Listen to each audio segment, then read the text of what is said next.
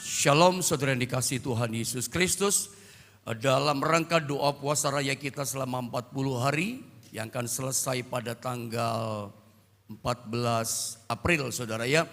Dalam doa puasa pun saya bagikan tema-tema doa dan hari Minggu ini pun saya bagikan sesi ini tentang doa. Saya bersyukur setiap kali doa puasa sore buka puasa bersama ya. Karena memang kita selama puasa 40 hari ini kita buka puasa bersama terus ya. Karena jemaat Tuhan menyediakan berkat untuk berbuka puasa ya. Saya lihat yang datang 160 orang, cukup banyak saudara ya. Bahkan jemaat online itu ribuan ternyata ikut doa puasa bersama dengan gereja kita. Karena mereka ikut terkonek dengan doa pagi setiap hari. Karena doa pagi itu hampir 5.000, 6.000, 7.000 orang yang terkonek dengan kita. Yang live saja mungkin 2.600, 2.700 yang pagi, 2.500. Ternyata ribuan ikut doa puasa dengan kita. Dan saya berharap kalau jemaat online saja yang secara online dari jauh ikut doa puasa dengan kita. Saudara ya, belum terlambat saya rasa Anda yang tergembala dengan saya di tempat ini secara langsung terlibat dalam doa puasa. Karena doa puasa mengandung kuasa yang dahsyat dan luar biasa. Saya akan bagikan tentang doa hari ini, tentang 3 macam doa dengan saudara. Langsung kita baca ayatnya ya. Matius pasal 6 ayat 9 sampai 13 kita bergantian baca ayat ini. Saya baca ayat 9, saudara lanjutkan 10, nanti 13-nya sama-sama ya. Ayat 9 begini kata firman Allah. Karena itu berdoalah demikian, Bapa kami yang di sorga, dikuduskanlah namamu. Ayat 10 teruskan. Datanglah kerajaanmu, jadilah kehendakmu di bumi seperti di surga. Ayat 11. Berikanlah kami pada hari ini makanan kami yang secukupnya. Teruskan 12. Ampunilah kami akan kesalahan kami, seperti kami juga mengampuni orang yang bersalah kepada kami. Ayat 13 sama-sama kita membaca jemaat 2 dan 3. Dan janganlah membawa kami ke dalam pencobaan, tetapi lepaskanlah kami daripada yang jahat. Karena engkaulah yang empunya kerajaan dan kuasa dan kemuliaan sampai selama-lamanya. Amin. Saya akan bagikan sore ini tentang 3 macam doa. Doa yang pertama, itu adalah doa yang casual atau doa biasa. Yang kedua adalah doa yang terfokus, doa yang ada arahnya, doa yang ada tujuannya. Kenapa kita doa puasa? Kenapa kita berdoa? Saya punya tujuan Pak, saya punya pergumulan dan seterusnya. Karena yang ketiga itu doa pergumulan, doa peperangan. Kita pelajari yang pertama yaitu doa biasa atau doa casual. Doa yang dalam arti yang setiap hari kita lakukan. Kita naikkan doa itu kepada Tuhan. Anda mesti tahu bahwa kita itu bisa terhubung sama Tuhan, terkonek sama Tuhan. Gak bisa pakai uang kita. Anda bisa berhubungan sama Tuhan gak bisa pakai jabatan kedudukan yang tinggi. Gak bisa pakai kerjaan saudara yang hebat. Kita hanya bisa terkonek, terhubung sama Tuhan hanya lewat satu hal. Yang namanya adalah doa. Makanya tidak heran Martin Luther menggambarkan doa seperti nafas kehidupan. Bernafas. Ya. Jadi doa sama Martin Luther digambarkan seperti orang bernafas. Tapi heran ya. Orang Kristen tuh bernafasnya tahan ya. Seringkali doanya cuma hari Minggu. Ya, begitu hari Minggu, nafas. Nanti begitu pulang dari gereja, nafas. Nanti minggu depan lagi baru, saudara ya. Tahan nafasnya kok lama banget gitu saudara ya. Nanti minggu depan lagi, nafas lagi. Selesai ibadah, tahan lagi. Minggu depan, nafas lagi saudara ya. Diakui atau tidak ada banyak orang Kristen, doa itu cuma hari Minggu saja. Doa yang casual saja, doa yang biasa sehari-hari. Dia jarang naikkan doa. Apa sih doa casual? Doa casual itu, doa Bapa kami itu doa casual. Walaupun dari gereja, saya enggak ngomongin gereja lain. Dari gereja kita saja GSPDI, saya melihat dari teman-teman yang sesatu sinode sama kita. Setiap kali ibadah itu menaikkan doa casual ini, Bapa kami di surga dikuduskan namamu. Kalau saya pelayan di gereja sana pun sama doanya gitu. Bapa kami di surga, ya boleh-boleh saja. Tapi anak kita pun hafal doa Bapa kami. Dan kalau tadi kita pelajari konten isi doa Bapa kami adalah ampunilah kami akan kesalahan kami. Ya, datanglah kerajaanmu tadi ya. Berikanlah pada hari ini makanan kami yang secukupnya. Itu kan doa casual kan. Itu kan doa hari-hari kita. Berkati, lindungi, jangan bawa pada kejahatan. Lepaskanlah kami dari segala pencobaan. Minta perlindungan. Doa Bapa kami itu doa casual. Doa hari-hari yang kita minta sama Tuhan. Apa sih doa casual, doa yang biasa hari kita naikkan? Doa makan itu doa casual. Doa yang biasa kita naikkan. Doa mau tidur, doa bangun tidur. Anda ibu mau pergi ke pasar, ada berdoa Tuhan, jaga Tuhan lindungi, naik becak, naik motor, berangkat selamat, pulang selamat. Anda berdoa mau pergi ke Surabaya, jalan-jalan ke mall. Anda mau kemana ke Surabaya atau pergi keluar kota, ada berdoa. Semua yang saya katakan sama saudara itu doa casual, itu doa sehari-hari, doa yang biasa gitu. Saya mau tanya sama saudara, tadi pagi ketika Anda bangun tidur, apakah Anda berdoa? Atau Anda langsung bikin kopi, langsung minum? Atau Anda ngapain saudara ya? Anda lihat handphone, lihat ini, kerja ini, aktivitas ini. Bayangkan, kadang-kadang banyak orang bangun tidur pun dah berdoa. Apa Anda lupa tadi malam yang jaga saudara siapa? Ya, Anda tadi malam tidur ngorok-ngorok, Anda lupa kan? Gak tahu apa-apa. Yang jaga nafas di tubuh saudara, yang lindungi saudara saat tidur gak tahu apa-apa. Siapa yang jaga saudara? Tuhan kan? Harusnya kita bangun tidur mengucap syukur berdoa kepada Tuhan. Tapi apakah, pertanyaan saya ketika tadi pagi Anda bangun tidur berdoa, tadi malam tidur Anda berdoa, makan yang biasa Anda kerjakan, Anda kalau makan berdoa apa tidak? Karena ada banyak orang begitu saking makannya enak lupa berdoa saudara ya. Saya pernah berkunjung ke satu pendeta, ketika makan di meja makannya itu ada satu kertas yang besar ditulis jangan lupa doa makan. Saya tanya, kenapa tulisan ini? Teman saya katakan, kadang-kadang makan lupa berdoa.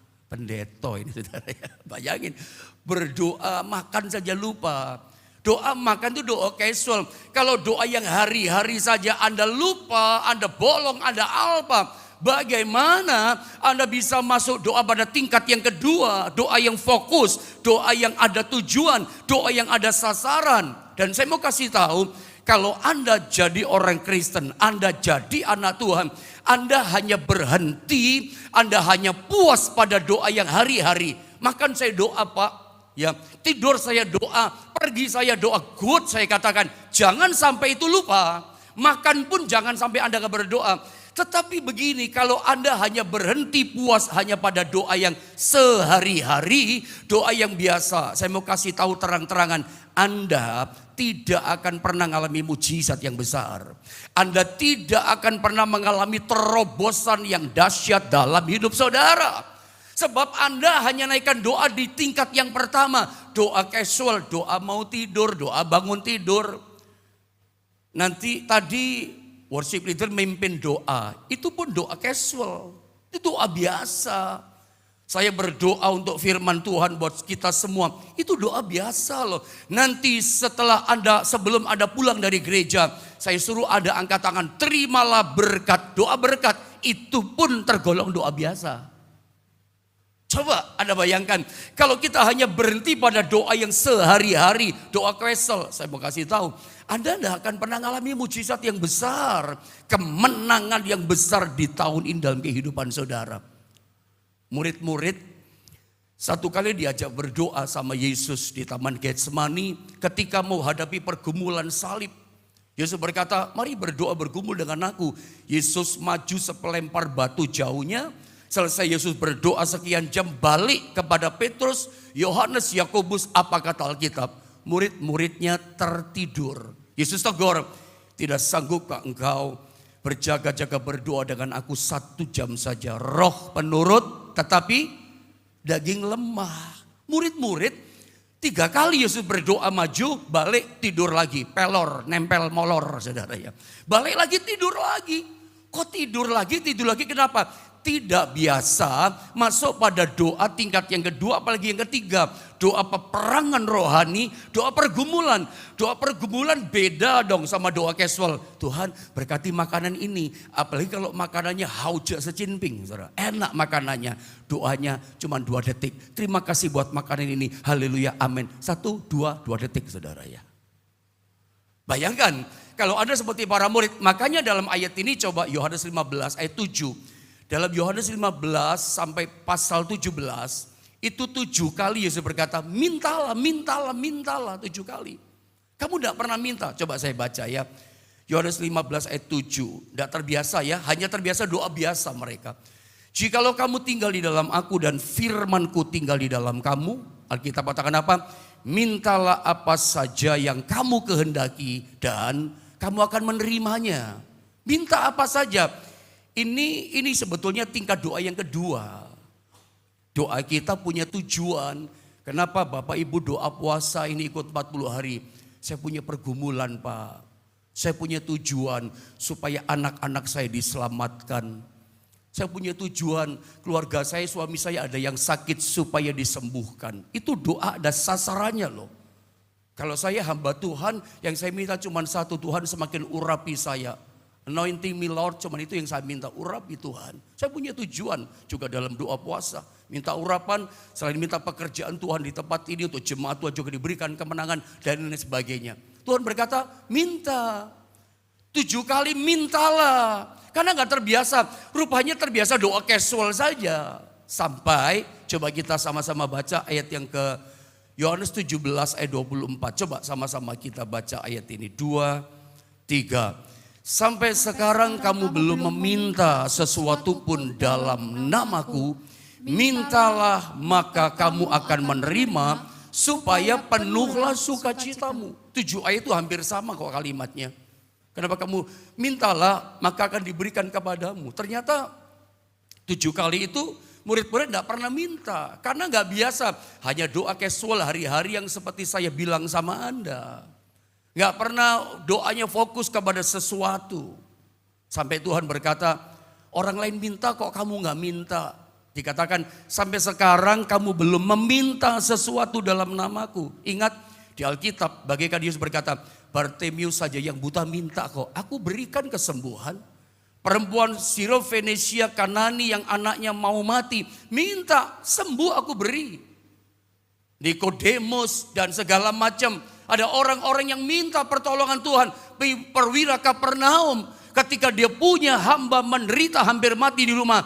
Dia datang minta tolong sama Yesus. Oke aku datang. Diberikan kesembuhan oleh Tuhan. Yesus berkata bagaikan begini. Orang lain minta sama aku beri sama mereka.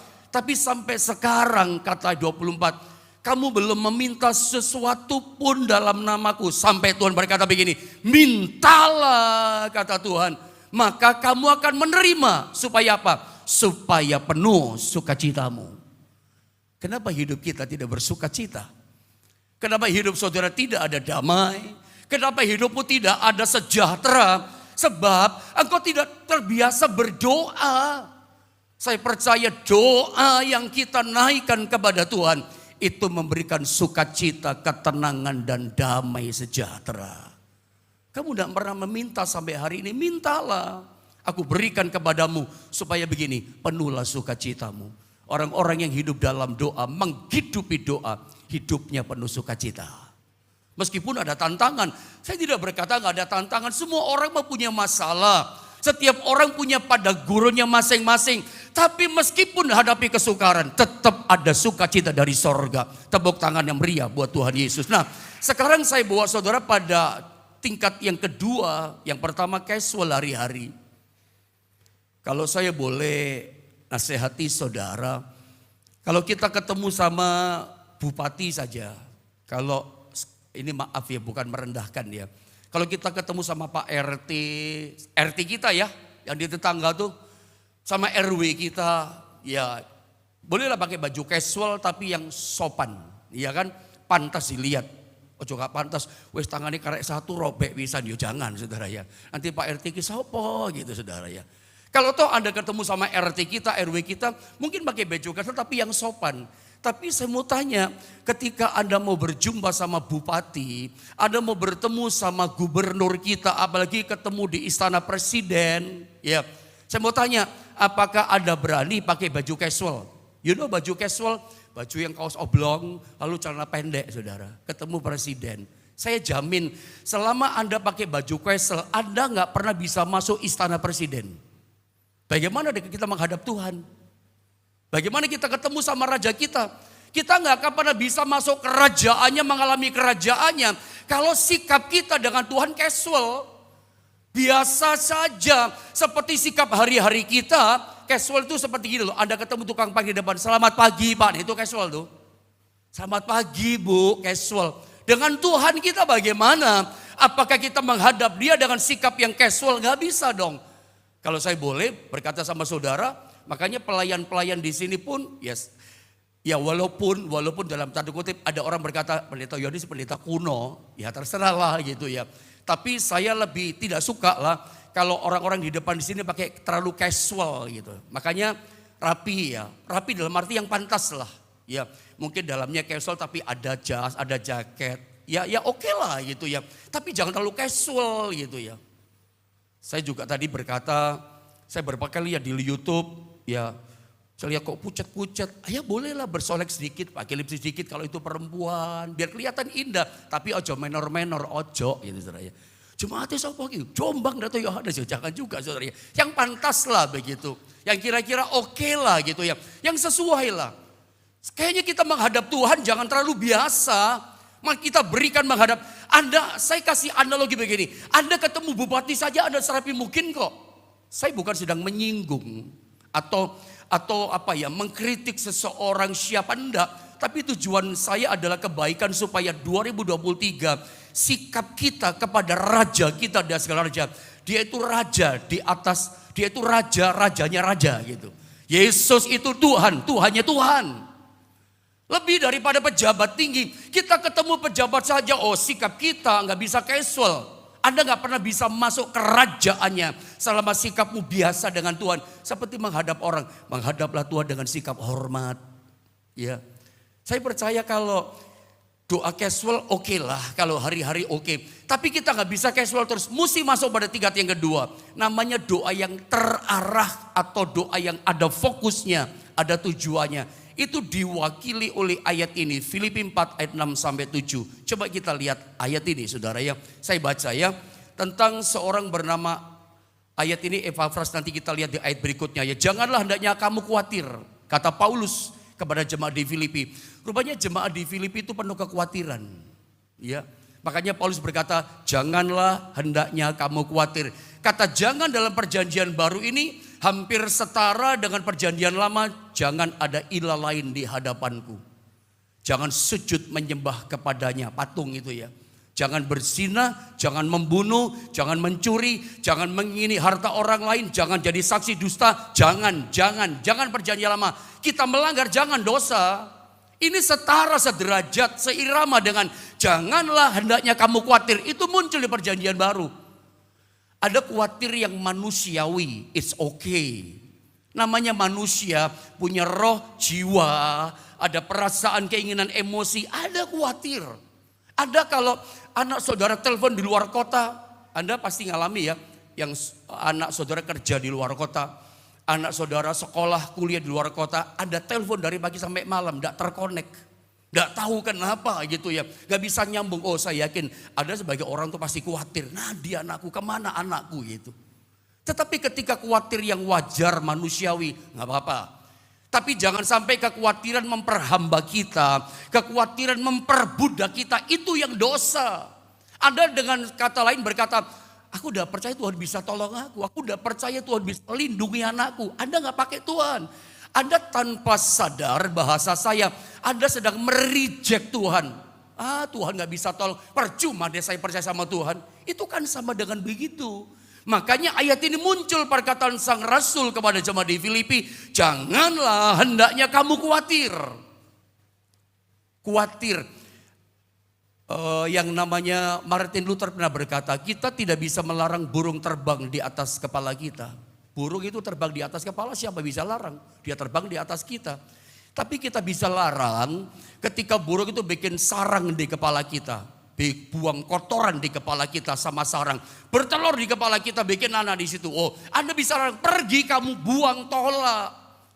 Sama dengan kekhawatiran. Kekhawatiran bisa berseliweran, bisa datang di atas kepala kita, datang dalam hidup kita. Tetapi ketika dia tinggal dalam pikiranmu, tinggal dalam hidupmu, jangan dia beranak pinak, berurat akar dalam pikiran hati saudara. Usir, buang dalam nama Yesus. Yang ngerti katakan amin. Kekhawatiran bisa banyak hal terjadi. Lagi dagang, lagi hadapi anak kita, hadapi orang tua kita. Khawatir ada loh saudara ya. Tapi ketika khawatir itu mulai masuk dalam bagian hati kita, meresap di jiwa dan pikiran kita, Anda bisa tolak itu. Ketakutan, nanti lama-lama Anda jadi takut. Khawatir yang kecil-kecil itu nggak boleh. Di Tiongkok kuno dulu ada satu hukuman, coba Anda lihat, nanti kita kembali ayat tadi ya. Ada hukuman di Tiongkok kuno namanya meneteskan air ke kepala tahanan selama 48 jam. Penjahat kriminal atau penjahat pemerkosa, pelaku perzinahan, itu dihukum ala Tiongkok kuno. Saya nggak tahu hukuman ini masih ada apa enggak. Tapi zaman dinasti abad 15 sampai abad 19, Tiongkok kuno masih memperlakukan hukuman ini. Hukuman meneteskan air di ubun-ubun. Itu orang bisa jadi gila, rusak jiwanya, rusak pikirannya. Dan orang akan tidak mengulang lagi kejahatan yang dia pernah bikin. Saking dahsyatnya itu hukuman, orang jadi gendeng dan gila saudara. Sepertinya tetesan air kecil ya, tetesan. Dia kepalanya diikat begini, itu gambarnya begitu sebetulnya. Tangannya diikat, lihat gambar di depan. Kakinya diikat, jadi dia gak bisa bergerak, cuman mulut bisa teriak-teriak kesakitan. 1 jam pertama cuman ketawa-ketawa, hukuman apaan ini? Karena tetesan air kan identik dengan kesejukan. Kalau netesnya sedikit, identik dengan ketenangan, adem gitu ya. Ada puasa-puasa, terus panas-panas Anda mandi dengan air dingin, aduh sejuknya menyenangkan saudara. Walaupun Anda biasa mandi air hangat, tapi kalau udah langsung gerah ya Anda pakai air dingin, rasanya sejuk. Tapi kalau sudah mulai 20 jam, ya, dia mulai teriak-teriak. Ya, dia merasakan tetesan air itu kayak palu godam yang besar pukul kepalanya. Dak!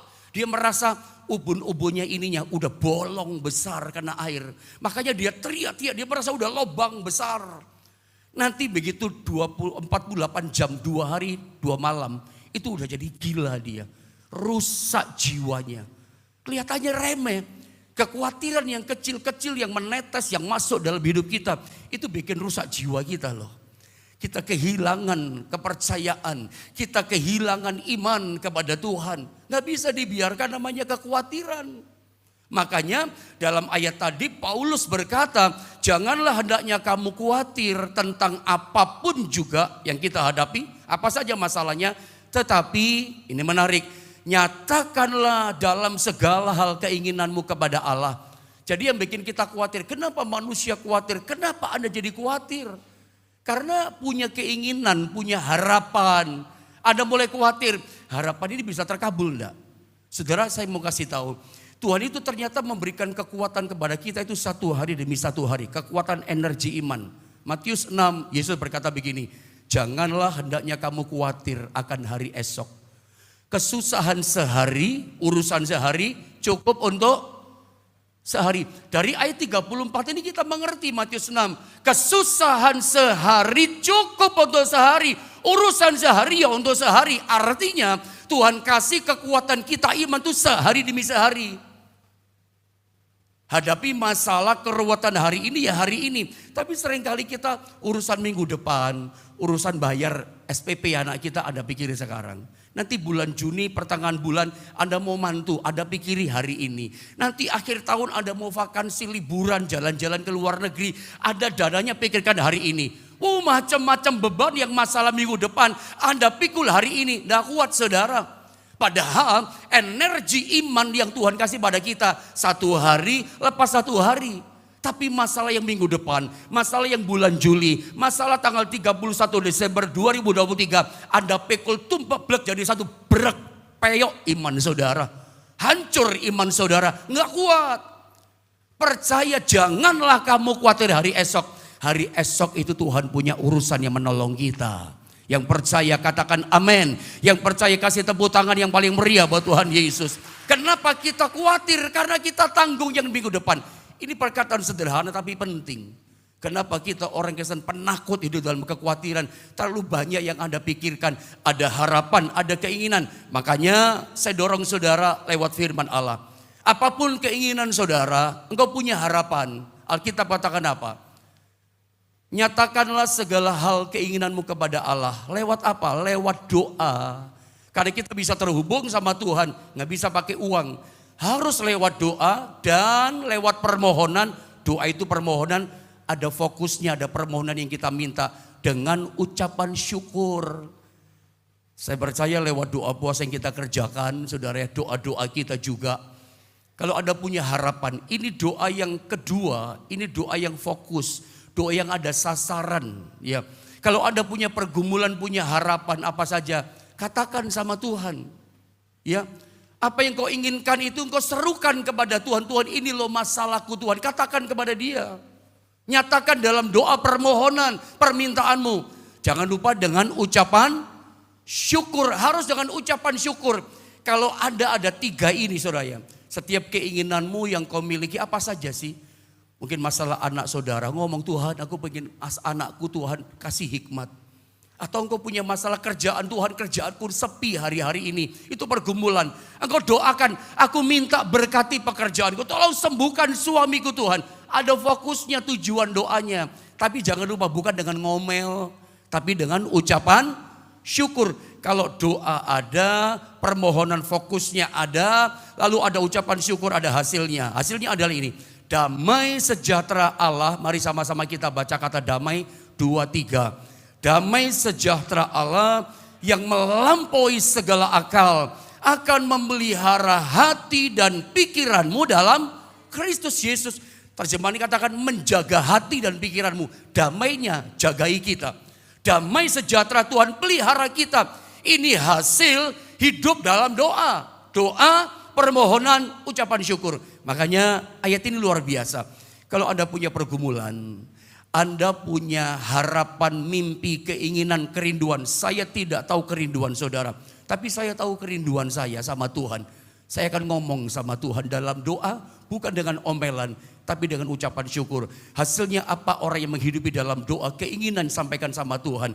Hasilnya damai sejahtera Tuhan, ketenangan Tuhan, sukacita Tuhan akan memelihara hidup saudara. Jagai hidup setiap saudara. Terjaga, tenang. Orang lihat, orang ini tenang ya hadapi masalah. Itu karena kuasa doa yang Anda hidupi. Orang doa sama gak doa itu beda. Kelihatan. Kalau orang hadapi masalah memeti kayak ayam mau ngendok saudara. Aduh orang itu jelas gak hidup dalam doa itu. Karena doa itu membuat kita terkonek sama Bapa di sorga. Amin saudara. Sebab itu belajar apapun pergumulan kita naikkan doa. Sekarang saya bawa saudara dengan cepat pada poin yang ketiga. Yang pertama doa casual. Yang kedua doa terarah. Apa saja keinginanmu ngomong sama Tuhan. Ingat apa kata Tuhan. Apapun yang kamu minta. Mintalah. Aku berikan kepadamu supaya apa? Penuh sukacitamu, penuh damai sejahteramu. Tuhan ingin tahun ini 2023 engkau bukan sedih dan nangis, tapi engkau penuh damai dan sukacita. Amin saudara. Lihat yang ketiga namanya doa pergumulan atau doa peperangan. Kolose pasal 4 kita lihat tentang Epafras di sini. Ayat 12 sampai 13. Saya baca ya, perhatikan ayat ini. Salam dari Epafras, ini anak rohaninya Rasul Paulus kepada jemaat di Kolose. Ia siapa ia? Seorang dari antaramu, dari antara jemaat ternyata hamba Kristus Yesus yang selalu bergumul. Lihat ada kata pergumulan, yang selalu bergumul dalam doanya. Doa pergumulan, doa peperangan untuk kamu, untuk jemaat. Supaya kamu berdiri teguh, tidak khawatir cemas kalah itu ya. Sebagai orang-orang yang dewasa dan yang berkeyakinan penuh dengan segala hal yang dikehendaki Allah. Sebab aku dapat memberi kesaksian, kata Rasul Paulus. Dia bersaksi Paulus tentang dia, tentang Epafras ini. Bahwa Epafras, ia sangat bersusah payah. Mau berjuang orang ini untuk kamu jemaat yang ada di Kolose. Dan untuk mereka yang di Laodikia dan Hierapolis. Doa pergumulan, doa peperangan rohani diwakili oleh orang bernama Epafras. Doanya bukan doa hari-hari, berkati makanan minuman ini, saya mau tidur Tuhan. Enggak, doanya pergumulan. Doa pergumulan, doa bagaimana sih pendeta? Doa peperangan, doa yang bagaimana? Tadi pagi saya kasih contoh. Kalau misalnya seseorang, tadi saya sempat bilang ya, punya anak, tapi misalnya kisahnya kayak Yakub, ada lihat gambar berikutnya. Yakub ini kan minggat dari rumah, lari dari ayahnya. Bapaknya nggak tahu di mana rimbanya yang namanya Yakub. Bapak Ishak, di mana Yakub dia nggak tahu. Coba Anda bayangkan, Anda punya anak mau laki mau perempuan, samimawan segorawan sama saja, saudara ya. Kalau anak saudara itu lari dari rumah, lalu ada kontak dia, nggak ada kontaknya, nggak tersambung, disconnect. Anda nggak tahu rimbanya dia di mana Anda tinggal. Saya mau tanya, ada kalau doa sama Tuhan, apa kayak doa makan? Tuhan, terima kasih buat anakku, tolong anakku ya Tuhan, haleluya amin. Apa Anda doa casual, kayak doamu bangun tidur, terima kasih buat perlindunganmu, oh, engkau dahsyat luar biasa, amin. Doanya cuma santai di tempat tidur. Oh, saya yakin kalau Anda kebingungan mencari anakmu yang hilang, doamu bukan doa casual, doamu bukan cuma doa yang terarah macam yang kedua, tapi doamu doa perang. You know perang. Perang itu siap semuanya. Aku siap bikin apapun kepada Tuhan supaya anakku diselamatkan. Karena ketika kondisi disconnect seperti ini, Anda mau minta tolong sama siapa coba? Rimbanya gak jelas ada di mana. Hanya Tuhan yang bisa kembalikan dia. Yakub satu kali dia melarikan dari orang tuanya karena dia mau dibunuh sama kokonya yang bernama Esau. Dia dendamnya mati, aku ketemu aku bunuh kamu, kata Esau. Lari ke rumah Laban, nanti kemudian Laban jadi mertuanya dia. Ternyata di rumah Laban dia ditipu bahwa capek tidak kuat. Akhirnya dia pamit sama Laban, papi mertua, saya mau balik sama papa saya. Istri anak aku ajak semua, anakmu aku ajak. Tapi kamu berani? Lu berani pulang ketemu sama kokomu Esau? Lu berani? Mati lu, kata si Laban. Bingung juga dia, bawa istri, bawa anak. Kalau dibunuh bagaimana? Itu pergumulan yang berat. Berpuluh-puluh tahun Yakub lari dari masalah. Bagaimana dia menang dalam pergumulan peperangan itu? Dia nyebrang ke sungai Yabok. Ngapain? Doa peperangan rohani. Doa pergumulan untuk menang hadapi masalah. Dan dia menang. Bergulat sama malaikat. Malaikat berkata, lepaskan aku. Hari sudah fajar, waktunya aku balik. Gak bisa. Aku udah lepaskan kau sebelum engkau memberkati aku. Ditanya sama malaikat Tuhan. Tuhan sendiri ini. Siapa namamu? Percayalah Tuhan tahu kok namanya Yakub. Tapi Tuhan pengen orang ini ngomong. Namaku Yakub alias penipu.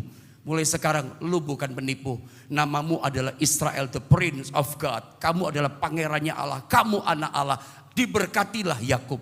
Apa yang terjadi setelah amin dalam doa? Makanya ya, ini yang namanya Yakub itu diberkati oleh Tuhan dalam doa pergumulannya itu kapan? Apakah di awal? No. Apakah di pertengahan doa? Bukan. Ada tahu kapan? Malaikat Tuhan adalah Tuhan sendiri. Karena huruf besar semua, Tuhin. Itu lepaskan berkat sama Yakub. Itu di bagian doa terakhir mau amin. Di situ diberkati Tuhan. Nah banyak kita itu doa itu kualik ya. Semangat di depan, haleluya angkat tangan. Di pertengahan, sodok loyo kita. Ya. Wis mulai gaudok suara ya. Begitu mau akhir, wes tambangin angin terus saya. Aduh terus gini terus dari. Udah gak fokus kita.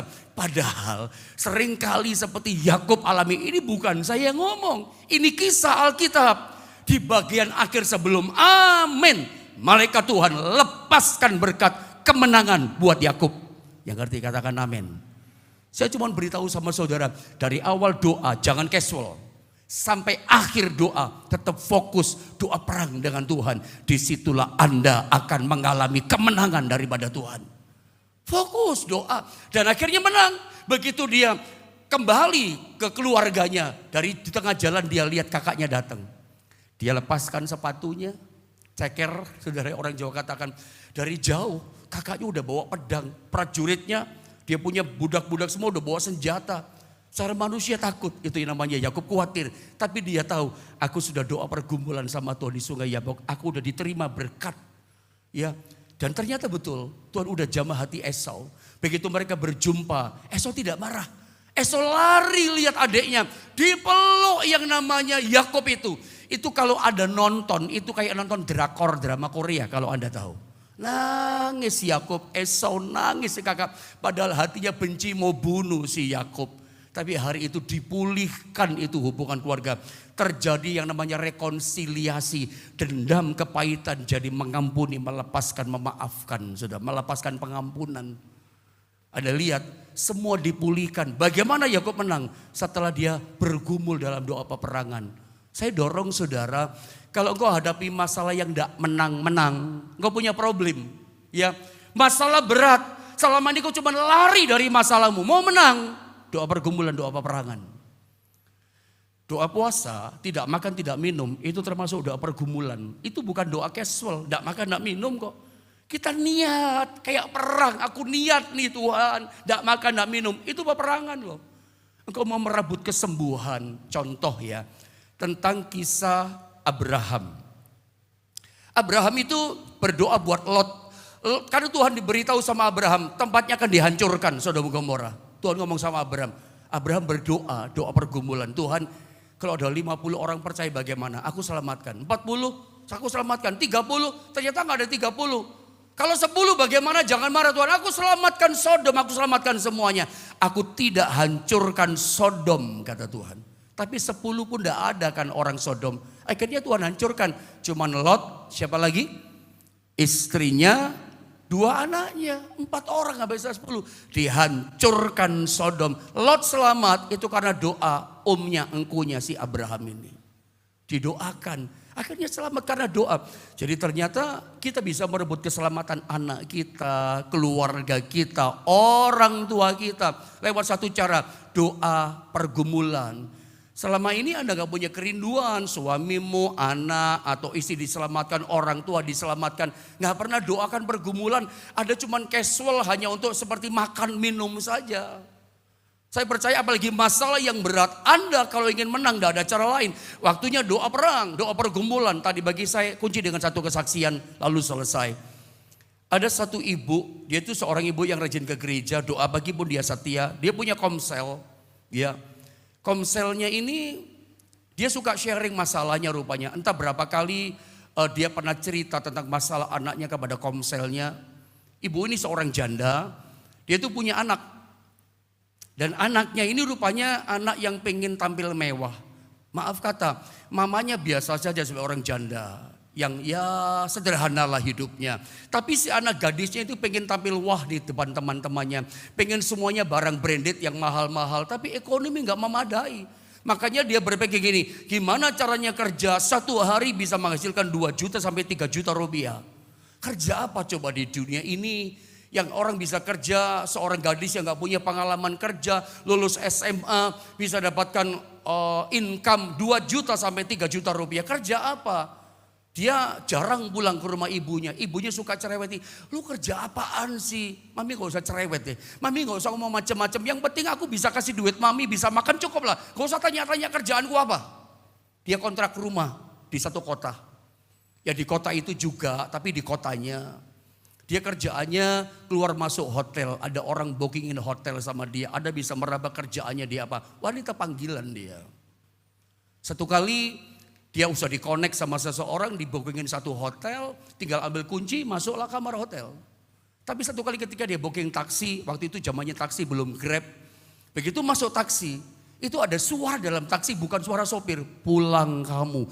Suara seorang laki-laki yang berwibawa. Yang kemudian tafsiran saya itu suara Tuhan Yesus. Pulang kamu. Dia bingung suara siapa tapi dia abaikan. Jalan tunjukkan satu hotel alamatnya. Nyampe di hotel dia mengatakan namanya sama resepsionis. Dikasih kuncinya masuk ke kamar hotel yang di-booking sama seseorang. Begitu masuk dalam kamar hotel. Begitu dia sisir di kaca, di toilet, di kaca itu ada suara. Di kaca keluar suara, pulang kamu 2 kali. Ketakutan dia, hotel gak ada siapa-siapa, ada suara dalam kaca. Gak ada orang, gak ada bayangan. Loncat dia dari kursi tempat duduk di kaca itu. Lalu dia keluar kamar hotel, dikasih kunci booking taksi. Ya, di taksi ada suara lagi, cepat pulang kamu. Lalu sama taksi dia tunjukkan satu alamat rumah. Dan ternyata itu adalah rumah maminya dia. Ternyata maminya lagi berdoa bersama komselnya. Doakan siapa? Doakan gadis ini supaya bertobat, insaf. Mamanya nggak tahu, tapi mamanya bisa meraba. Tinggalkan dunia yang jahat. Hari itu pulang. Begitu diketok pintunya sama ini anak gadisnya, dibuka pintu, mami yang menyambut dia. Dia langsung peluk maminya, dia langsung nangis sama maminya. Dan dia cerita semua kejahatan yang dia buat. Ternyata wanita panggilan, dia katakan saya bertobat. Dia cerita ada suara, semua nangis tuh komselnya. Saya mau kasih tahu sama saudara, apa yang bisa buat anak gadis ini yang di luar kontrol, mamanya nggak lihat, bisa balik ke rumah maminya dan bertobat kembali sama Tuhan. Doanya orang tuanya, doanya maminya. Saya mau cuma bilang sama saudara, doa orang benar itu sampai hari ini besar kuasanya. Ini doa peperangan, doa pergumulan, bukan doa biasa casual, bukan doa yang, ya doa yang pergumulan juga bagus. Ini doa pergumulan peperangan sungguh-sungguh, bukan cuma fokus terarah. Ini peperangan. Hari ini saya dorong saudara, apapun masalahmu, tetap Tuhan sanggup menolong kita. Manfaatkan dalam rangka puasa raya kita selama 40 hari ini untuk Anda masuk di dalamnya. Dan saya berdoa, setiap doa-doa saudara Tuhan akan memberi dan mengabulkannya. Kata Tuhan apa? Supaya penuh sukacitamu.